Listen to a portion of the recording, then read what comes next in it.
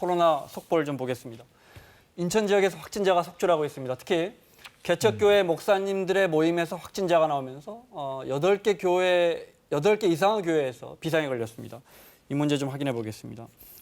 먼저 오늘 확진자는 35명입니다. 35명인데 네. 이 중에 30명이 지역 감염이고 다 수도권입니다. 서울, 네. 인천, 경기죠. 그런데 지금 말씀하신 대로 문제는 이제 인천인데요. 네. 오히려 부천 쿠팡 물류센터는 하루 사이에 확진자가 3명밖에 안 늘었어요. 그나마 좀 진정 국면 아닌가 싶은데 말씀하신 대로 인천 미추홀구에 있는 교회에 한 개 교회가 아니라 개척교회가 13개 이상 연합으로 모였던 겁니다. 참여자 수는 많지 않아요. 그래서 한 목사님이 확진이 돼서 신도를 걱정했는데 신도 수는 2명밖에 안 돼요.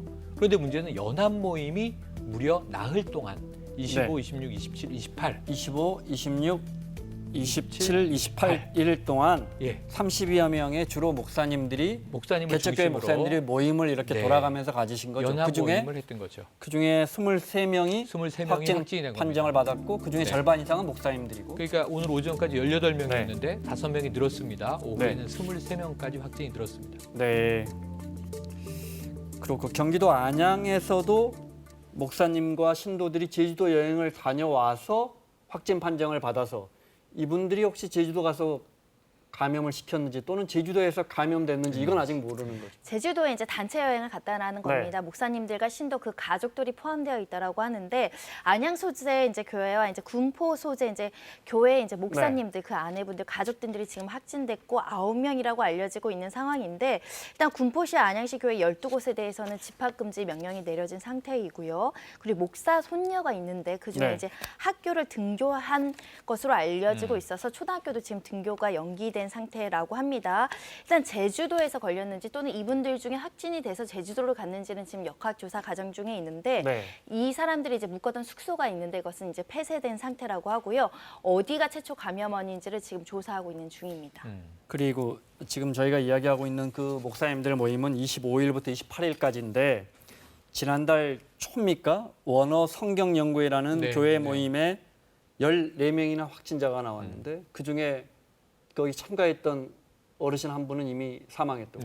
종교 관련해서 이제 원어 성경 연구회라고 소모임이 이제 지속적으로 산발적으로 있었다고 합니다. 그 중에 70대 어르신 한 분께서 지금 사망에 이르셨다고 하고요. 80대 어르신이 지금 인공호흡기를 끼고 있을 정도로 굉장히 위중한 상태라고 알려지고 있어서 그리고 상대적으로 16일에 증상을 보이고 20일 날 확진을 받았는데 24일 날 사망했다는 것은 그 간격이 굉장히 짧다라는 점에서 굉장히 좀 우려스럽다. 그리고 종교 모임이나 이런 것들을 가급적 고령자분들께서는 좀 주의하시고 각별히 좀 신경 쓰셔야 되지 않을까 합니다. 그래서 조심스럽게 제주도는 좀 이렇게 관광객들이 아주 조심스럽게 와서 맞습니다. 일상을 찾아가고 있는 과정에서 또 이런 일이 생겨서 불똥이 제주도로 튀었습니다. 원희룡 지사 이야기 들어보겠습니다. 경기도 등 생활하던 곳에서 감염이 돼서 잠복 기간 모르는 채 제주도로 여행에 나선 것으로 추정이 됩니다. 119명을 전부 자가적 격리를 시켰고요. 증상 나타나는 경우에는 전원 무료 검사하는 것으로 지금 태세를 다 갖추고 있습니다. 초긴장 상태입니다. 쿠팡이라든지 특히 이태원 클럽은 주로 젊은 사람들이잖아요. 맞습니다. 그런데 교회 모임의 특징은 어르신들이 많습니다. 어르신들, 뭐 목회자, 또 목회자의 부인, 그리고 이제 거기서부터 그러니 1차 감염만으로도 위험합니다. 그러니까 70대 분이 이게 거슬러 올라가면 이것도 이제 이태원 클럽발로 연결이 됐는데요.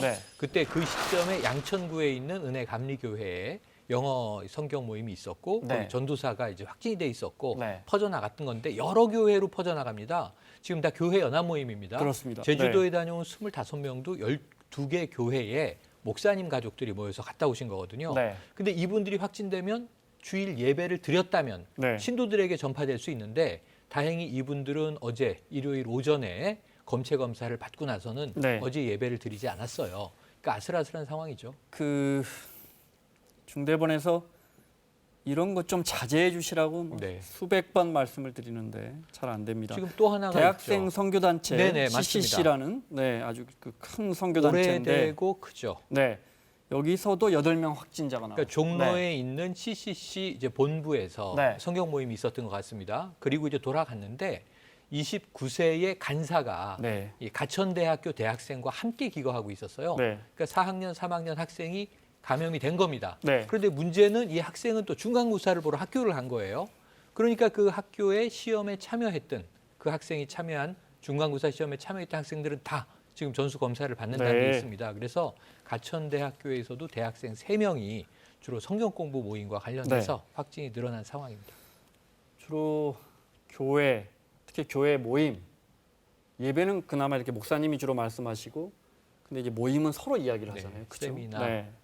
그다음에 이제 학원가도 여의도도 지금 확진자가 네. 나와 있고 지난 주말에 문제는 그 학원 확진자의 동생은 또 여기 목동 서울에 있는 여의도 근처의 양정고등학교 학생이어서. 그러니까 서대문구의 아나운서 학원에 이제 강사가 확진이 됐다라고 하고요. 수강생이 이제 양성 판정을 받았고 어머니도 양성 판정을 받았는데 네. 동생이 있는데 다행히 음성이라고는 하지만 네. 현재 여러 이제 학원가를 갔다 목동의 학원가를 다녔고 학교도 이제 등교한 것으로 알려지고 있어서 네.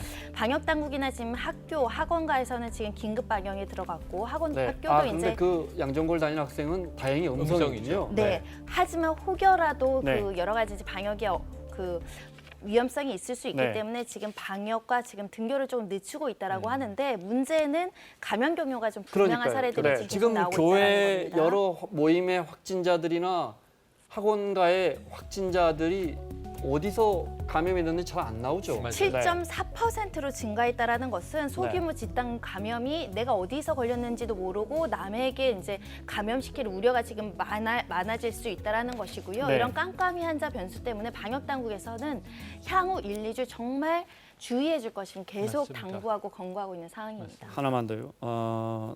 긴급 생활지원금 말고 코로나로 생계가 어려워진 특수 고용직, 뭐 플랫폼 종사자라고 하죠. 이런 분들 또 프리랜서분들, 영세 자영업자분들, 월 매출 얼마 이하에 이분들에게도 긴급 지원금이 나가죠. 그 신청을 받는다고요. 네, 최대 이제 1인당 150만 원까지 지급된다는 네. 것이고 특수고용직은 이제 대표적으로 학습지 교사나 캐디 네. 이런 분들을 말씀드릴 텐데 무조건 주는 건 아니고요. 3, 4월 매출이나 소득이 예전보단 25% 감소했다라는 걸 입증해야 받을 수 네. 있다라고 하고 한꺼번에 몰리면 네. 또 문제가 있을 수 있기 때문에 주 5일제 마스크 오브제처럼 이렇게 요일을 정해서 생년월일대로 신청할 수 있다라고 하니까 네. 예를 들면 1가 6인 사람은 월요일. 월요일 날 네. 신청할 수 있습니다. 마스크 오브제 생각해서 필요하신 분들 신청하셔야 될 것 같습니다. 네, 알겠습니다. 마무리하겠습니다. 손정희 변호사, 최영일 평론가 수고하셨고요. 사사건건 내일 김종민, 장재원 의원과 함께 돌아오겠습니다. 고맙습니다.